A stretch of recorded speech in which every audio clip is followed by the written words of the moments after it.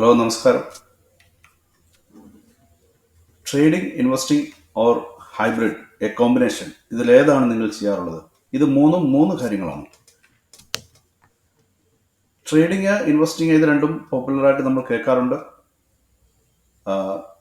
പലതരത്തിലുള്ള സ്ട്രാറ്റജികൾ ഉപയോഗിച്ചാണ് ഇത് ചെയ്യാറുള്ളത്. ഇതിൽ വ്യത്യാസങ്ങളുണ്ട്. വ്യത്യാസം നമുക്ക് മനസ്സിലാക്കാൻ സാധിക്കുന്നത് അതിൻ്റെ ടൈം ഹൊറൈസൺ, ഏത് കാലയളവിലേക്കാണ് ആ ഒരു പൊസിഷൻ നമ്മൾ ഉദ്ദേശിക്കുന്നത്, എന്താണ് നമ്മളുടെ ഉദ്ദേശം, പ്രോഫിറ്റ് ആണോ അതോ അസറ്റ് അപ്രീസിയേഷൻ ആണോ, നമ്മൾ യൂസ് ചെയ്യുന്ന മെത്തേഡ്, ഇതൊക്കെ അനുസരിച്ചാണ് ഇത് നമ്മൾ വേർതിരിച്ച് മനസ്സിലാക്കാൻ സാധ്യമാകുന്നത്. മൂന്നാമത്തെ ഒരു അപ്രോച്ചാണ് ഹൈബ്രിഡ് അപ്രോച്ച്. അതിൽ ട്രേഡിങ്ങും ഇൻവെസ്റ്റിങ്ങും കമ്പൈൻ ചെയ്തുകൊണ്ടുള്ള, കുറച്ച് ഓപ്റ്റിമൈസ് ചെയ്തുകൊണ്ടുള്ള ഒരു സ്ട്രാറ്റജിയാണ്. നമുക്ക് മൂന്നും പരിചയപ്പെടാം. ആദ്യമായിട്ട് ട്രേഡിംഗ് എന്താണ്? Buying and selling financial instruments. ചെറിയ കാലയളവിൽ ലാഭം ഉണ്ടാക്കുക എന്ന ഉദ്ദേശത്തോടു കൂടി സ്റ്റോക്കുകൾ വാങ്ങുകയും വിൽക്കുകയും, അല്ലെങ്കിൽ ഷോർട്ടിങ്, വിറ്റിട്ട് വാങ്ങുന്ന സിസ്റ്റം, അതൊക്കെ ചെയ്യുന്നതാണ് ട്രേഡിംഗ് എന്നറിയപ്പെടുക. അത് ടെക്നിക്കൽ അനാലിസിസ് ഉപയോഗിച്ചുകൊണ്ടാണ് സാധാരണഗതിയിൽ ട്രേഡേഴ്സ് ഇത് ചെയ്യാറുള്ളത്. പ്രൈസ് മുകളിലേക്കും താഴേക്കും നീങ്ങുന്നു, അതനുസരിച്ചുള്ള ഒരു ലാഭമാണ് ട്രേഡേഴ്സ് ഉദ്ദേശിക്കാറുള്ളത്. ഏറ്റവും കുറഞ്ഞ കാലയളവിൽ ചെയ്യുന്നത്, സെക്കൻഡുകൾ കൊണ്ട് ട്രേഡുകൾ ലാഭത്തിലോ അല്ലെങ്കിൽ നഷ്ടത്തിലോ ഒക്കെ ആക്കി സ്റ്റോപ്പ് ലോസ് ഒക്കെ എടുത്തുകൊണ്ടും മറ്റും മാനേജ് ചെയ്യുന്ന രീതിയാണ് സ്കാൽപ്പിങ്. അത് ഒരുപക്ഷെ സെക്കൻഡുകൾ മുതൽ കൂടി വന്നാൽ ഒരു മിനിറ്റോ അല്ലെങ്കിൽ 2 മിനിറ്റോ 3 മിനിറ്റോ 10 മിനിറ്റോ വരെയൊക്കെ അത് ചെയ്യാൻ പറ്റും. കാരണം അതിങ്ങനെ കണ്ടിന്യൂസ് ചെയ്തുകൊണ്ടിരിക്കുന്ന ഒരു സിസ്റ്റമാണ്. അത് ട്രേഡുകൾ ഓരോ പീരീഡിലും അത് ക്ലോസ് ആയിക്കൊണ്ടേയിരിക്കും. പ്രൈസ് എവിടെയാണോ അതിനോട് അടുത്താണ് സ്കാൽപ്പിംഗ് ചെയ്യുക. കാരണം വളരെ നേരിയ ഡിഫറൻസ് മാത്രം പ്രോഫിറ്റബിൾ ആക്കി മാറ്റിക്കൊണ്ടുള്ള ഒരു ട്രേഡിംഗ് ആണ്. കൂടുതൽ വോള്യൂം ഉപയോഗിച്ചുകൊണ്ട് ചെയ്യുന്നതാണ് സ്കാൽപ്പിംഗ്. അതിനേക്കാൾ കൂടിയ ടൈം എടുക്കുന്നതാണ് ഇൻട്രാഡേ. ഒരുപക്ഷെ 1 മിനിറ്റ് മുതൽ 1 മണിക്കൂറോ 2 മണിക്കൂറോ, അല്ലെങ്കിൽ ആ ട്രേഡിംഗ് ഡേ തീരുന്നതിന് മുമ്പ് ക്ലോസ് ചെയ്യും ഇൻട്രാഡേ ട്രേഡിംഗ്. അതായത് ഇന്ന് ഒരു ട്രേഡ് ഉണ്ടെങ്കിൽ ഇന്ന് തന്നെ അതിൻ്റെ ഒരു തീരുമാനമായിട്ടുണ്ടാവും, അല്ലെങ്കിൽ ആക്കിയിരിക്കും, അത് എക്സിറ്റ് ആയിരിക്കും, സ്ക്വയർ ഓഫ് ചെയ്തിരിക്കും. ലാഭത്തിലോ അല്ലെങ്കിൽ നഷ്ടത്തിലോ സ്ക്വയർ ഓഫ് ചെയ്യുന്ന സിസ്റ്റമാണ് ഇൻട്രാഡേ ട്രേഡിംഗ്. അതിനെ ഡേ ട്രേഡിംഗ് എന്നും പറയാറുണ്ട്. പിന്നെയുള്ളത് മൂന്നാമത്തെ പ്രധാനപ്പെട്ട കാറ്റഗറിയാണ് സ്വിംഗ് ട്രേഡിംഗ്.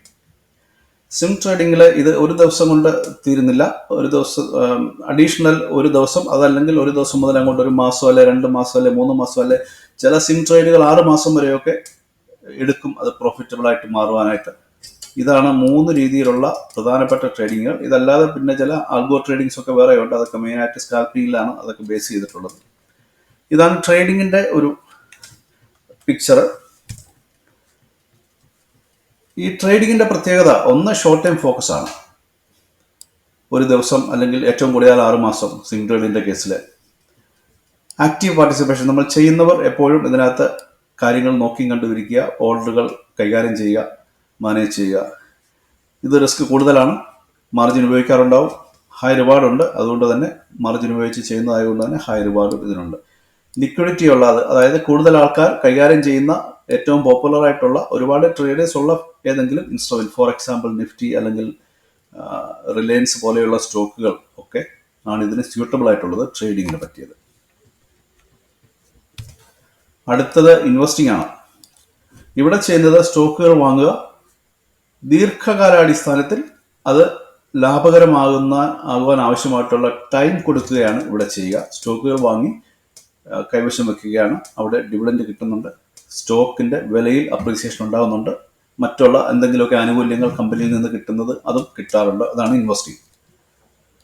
ഇൻവെസ്റ്റിംഗ് ചെയ്യാനായിട്ട് ആൾക്കാർ ഉപയോഗിക്കുന്നത് ഫണ്ടമെന്റൽ അനാലിസിസ് ആണ്. ഇവർ ട്രേഡേഴ്സ് അല്ല, ഇവർ ഫണ്ടമെന്റൽ അനാലിസിസ് നോക്കി ഒരു സ്റ്റോക്കിന്റെ, കമ്പനിയുടെ, ബിസിനസിന്റെ ഫ്യൂച്ചർ പ്രോസ്പെക്ട്സ് നോക്കിയിട്ട് ഇൻവെസ്റ്റ് ചെയ്യുന്ന ആൾക്കാരാണ്. കാരണം ഇപ്പോൾ അവർ ഇൻവെസ്റ്റ് ചെയ്യുന്നെങ്കിലും അതിന്റെ റിസൾട്ട് കിട്ടുന്നത് ഭാവിയിലെ ഒരു ഡേറ്റിലായിരിക്കും. ആ ഭാവിയിലെ ഡേറ്റിലെ കാര്യങ്ങൾ ഇപ്പോൾ അറിയില്ല. പക്ഷെ ആ ഭാവിയിലെ, ആ ഫ്യൂച്ചറിലുള്ള ഒരു ഡേറ്റിൽ എത്തുമ്പോഴേക്കും ഇത് ലാഭകരമാവണമെങ്കിൽ ആ ബിസിനസ്സും ആ കമ്പനിയും നല്ല രീതിയിൽ പെർഫോം ചെയ്യേണ്ടതായിട്ടുണ്ട്. അതുകൊണ്ടാണ് അവർ ഫണ്ടമെന്റൽ അനാലിസിസ് നോക്കി ഇത് ചെയ്യാറുള്ളത്. ഇത് 1 വർഷത്തിന് മുകളിൽ, പിന്നെ അങ്ങോട്ട് എത്ര വർഷം വേണമെങ്കിലും ഇത്, ഈ പൊസിഷൻ അവർക്ക് ഹോൾഡ് ചെയ്യാം. വേണമെങ്കിൽ അവർക്ക് ഒരിക്കലും വിൽക്കാതിരിക്കാം. അവരുടെ അടുത്ത തലമുറയിലേക്ക് അവർക്കത് കൈമാറ്റം ചെയ്തു കൊടുക്കാം. ആ രീതിയിൽ ഹോൾഡ് ചെയ്യുന്നവരുണ്ട്. കാരണം അവർക്ക് ഡിവിഡൻസിൽ നിന്ന് റവന്യൂ അല്ലെങ്കിൽ വരുമാനം കിട്ടുന്നതുകൊണ്ട് സ്റ്റോക്ക് വിറ്റ് അവർക്കൊന്നും ചെയ്യാനുണ്ടാവില്ല. ആ രീതിയിൽ വരെ നല്ല ഇൻവെസ്റ്റേഴ്സ് ഹോൾഡ് ചെയ്യാറുണ്ട്. ഇതിനകത്ത് ഇൻവെസ്റ്റിങ്ങിന്റെ കീ ക്യാരക്ടറിസ്റ്റിക്സ് ഒന്ന് ലോങ് ടൈം ഫോക്കസ് ആണ്. ഇന്നോ നാളെയോ അല്ലെങ്കിൽ ഈ വർഷമോ അടുത്ത വർഷമോ പോലും അല്ല, അതിലും അപ്പുറത്തേക്കുള്ള ഒരു വ്യൂ ആണ് നിക്ഷേപകർക്കുള്ളത്. ഇവർക്കെന്നും ഈ ട്രേഡിംഗ് അക്കൗണ്ട് തുറന്നു നോക്കി കാര്യങ്ങൾ ഒന്നും ഓർഡർ പ്ലേസ് ചെയ്യേണ്ട ആവശ്യങ്ങളൊന്നും തന്നെ ഇല്ല. അവർക്ക് വീണ്ടും പൈസ എവിടെ നിന്നും കിട്ടുവാണെങ്കിൽ അവർക്ക് വീണ്ടും ഇൻവെസ്റ്റ് ചെയ്യുക, അത്രേ ഉള്ളൂ. ഇതിന് റിസ്ക് കുറവാണ്. കാരണം പൊതുവെ ഓഹരി നിക്ഷേപം ദീർഘകാലാടിസ്ഥാനത്തിൽ പ്രോഫിറ്റബിൾ ആയിട്ടാണ് ഇത്രയും നാൾ കണ്ടിട്ടുള്ളത്. ഇതിനകത്ത് റിവാർഡ് ന്യായമായ രീതിയിലുള്ള റിവാർഡ് മുതൽ വളരെ വലിയ രീതിയിൽ പെർഫോം ചെയ്യുന്ന റിവാർഡുകൾ വരെ ഉണ്ട്. ഡിപ്പെൻഡിങ് അപ്പോൾ ദ സ്റ്റോക്ക് ഏത് രീതിയിൽ പെർഫോം ചെയ്യുന്നു എന്നുള്ളതിനെ അടിസ്ഥാനപ്പെടുത്തിയാണ് ഇവിടെ റിവാർഡ് കിട്ടുക. ഫണ്ടമെന്റൽ അനാലിസിസ് ആണ് നിക്ഷേപകർ ഫോളോ ചെയ്യുന്നത് അല്ലെങ്കിൽ ചെയ്യേണ്ടത്. മൂന്നാമത്തെ കാറ്റഗറിയാണ് ഹൈബ്രിഡ്. ഇവിടെ ട്രേഡിംഗ് അല്ല, മറിച്ച് ഇൻവെസ്റ്റിംഗ് ആണ് ഫോക്കസ്. ഇൻവെസ്റ്റിംഗ് ആണ് ചെയ്യുന്നത്, ഇൻവെസ്റ്റേഴ്സ് തന്നെയാണ് ഇവർ. പക്ഷേ ഇവർക്ക് ട്രേഡിങ്ങുമായിട്ട് ബന്ധപ്പെട്ട കുറച്ച് ടെക്നിക്കൽ അറിവുകളുണ്ട്. ഫോർ എക്സാമ്പിൾ, ഓപ്ഷൻസ് എങ്ങനെ യൂസ് ചെയ്യാം, സ്റ്റോക്ക് ഓപ്ഷൻസ് എങ്ങനെ യൂസ് ചെയ്യാം എന്നിവർ പഠിച്ചിട്ടുണ്ടായിരിക്കും. അതുകൊണ്ട് തന്നെ അവർക്ക് ഓപ്ഷൻസ് ട്രേഡിംഗ് വഴി കുറേയേറെ ബെനിഫിറ്റ്സ് ഇൻവെസ്റ്റിങ്ങിലേക്ക് കൊണ്ടുവരാൻ സാധ്യമാവും. അതായത് ക്യാഷ് സെക്യൂർഡ് പുട്ട് വിറ്റുകൊണ്ട് സ്റ്റോക്ക് കുറഞ്ഞ വിലയ്ക്ക് വാങ്ങുക, അല്ലെങ്കിൽ വില കുറഞ്ഞില്ലെങ്കിൽ അവിടെ കോസ്റ്റ് ബേസിസ് റിഡക്ഷൻ, അവരുടെ ആ സ്റ്റോക്ക് വാങ്ങുമ്പോഴുണ്ടാകുന്ന കോസ്റ്റ് കുറച്ച് കാണിക്കുവാനായിട്ട് ആവശ്യമായിട്ടുള്ള ഒരു ടെക്നിക്കാണ് ക്യാഷ് സെക്യൂർഡ് പുട്ട്. അതുപോലെ തന്നെയുള്ള മറ്റൊരു ടെക്നിക്കാണ് ഓപ്ഷൻ ടെക്നിക്കാണ് covered call. Covered call means നമ്മുടെ കയ്യിൽ സ്റ്റോക്ക് ഉണ്ട്, അതിന് അഗെയിൻസ്റ്റ് ആയിട്ട് കോൾ ഓപ്ഷൻ വിൽക്കുന്ന സിസ്റ്റമാണ് കവേർഡ് കോൾ. കോൾ ഓപ്ഷന്റെ റിസ്ക് കവർ ചെയ്തുകൊണ്ടുള്ള സ്ട്രാറ്റജിയാണ് കവേർഡ് കോൾ. കവേർഡ് ഷോർട്ട് സ്റ്റാർഡിലുണ്ട്. ഒരേ സ്റ്റോക്ക് തന്നെ നമുക്ക് കൂടുതൽ വാങ്ങുവാൻ താല്പര്യമുണ്ടെങ്കിൽ കവേർഡ് ഷോർട്ട് സ്റ്റാർഡിൽ ചെയ്യാവുന്നതാണ്. അതിൽ വീണ്ടും വില താഴേക്ക് പോയാൽ കൂടുതൽ ക്വാണ്ടിറ്റി വാങ്ങാൻ സാധ്യമാവും. ഇങ്ങനെയുള്ള കുറേയേറെ ഓപ്ഷൻസ് ടെക്നിക്കുകൾ കമ്പൈൻ ചെയ്തുകൊണ്ട് നല്ല രീതിയിൽ ഇൻവെസ്റ്റ് ചെയ്യുന്ന നോളജബിൾ ആയിട്ടുള്ള ഇൻവെസ്റ്റേഴ്സും ഉണ്ട്. അവർക്ക് കുറച്ച് ആക്റ്റീവായിട്ട് കാര്യങ്ങൾ ചെയ്യേണ്ടി വരും. ഇവർക്ക് കിട്ടുന്ന അഡീഷണൽ ബെനിഫിറ്റ് ഇൻവെസ്റ്റേഴ്സുമായിട്ട് കമ്പയർ ചെയ്യുമ്പോൾ ഈ ഹൈബ്രിഡ് കാറ്റഗറിയിലുള്ളവർക്ക് ഒരു മന്ത്ലി ഇൻകം കിട്ടും. അത് ഈ കോൾ ഓപ്ഷന്റെ അല്ലെങ്കിൽ പുട്ട് ഓപ്ഷന്റെ അല്ലെങ്കിൽ സ്റ്റാർഡൽ ഓപ്ഷന്റെ ഒക്കെ പ്രീമിയമാണ്. ഓപ്ഷൻ സെല്ലിംഗ് ആണ് ഇവർ ചെയ്യുക, ബൈങ് അല്ല. ഇതിന്റെ കീ ക്യാരക്ടറിസ്റ്റിക്സ് ഒന്ന് medium to long time focus. നമ്മൾ കണ്ടു, ട്രേഡേഴ്സ് ഒരു പക്ഷേ 6 മാസം വരെയൊക്കെ ആയിരിക്കാം അവരുടെ ഒരു ഫോക്കസ്.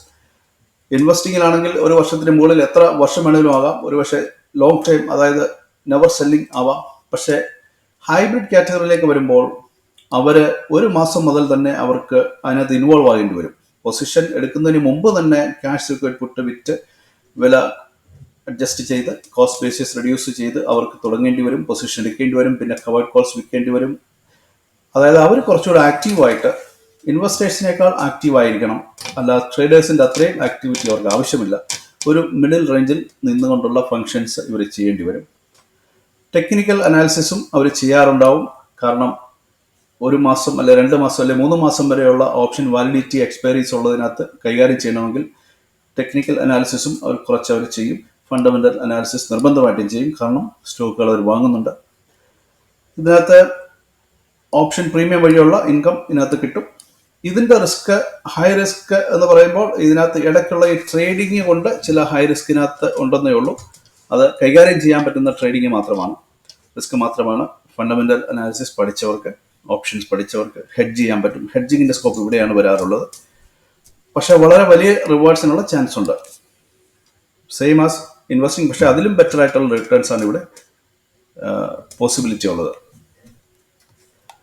3 വേ ഓഫ് ഐറ്റംസ് ആണ് നമ്മൾ പഠിച്ചിട്ടുള്ളത്. Investing, trading, hybrid. ഇത് 3 തമ്മിൽ ചില ഐറ്റംസ് വെച്ച് നമ്മളൊന്ന് കമ്പയർ ചെയ്ത് നോക്കാം. ടൈം ഹൊറൈസൺ വെച്ച് നോക്കുമ്പോൾ ട്രേഡിങ്ങിലാണെങ്കിൽ ഷോർട്ട് ടൈം ആണ്, സെക്കൻഡുകൾ മുതൽ മാസങ്ങൾ വരെ നീണ്ടു നിൽക്കാം. ഇൻവെസ്റ്റിങ്ങിലാണെങ്കിൽ വർഷങ്ങളാണ്, അല്ലെങ്കിൽ അതിലും അപ്പുറത്തേക്കാണ്. ഹൈബ്രിഡ് ആണെങ്കിൽ ഏറ്റവും കുറഞ്ഞത് 1 മാസം മുതൽ നമ്മൾ ട്രേഡ് ചെയ്ത് തുടങ്ങേണ്ടി വരും. പിന്നെ ബാക്കിയുള്ളത് സെയിം ആസ് ഇൻവെസ്റ്റിംഗ് ആണ്. എത്ര വർഷം വരെ വേണേലും പൊസിഷൻസ് ഹോൾഡ് ചെയ്യാം.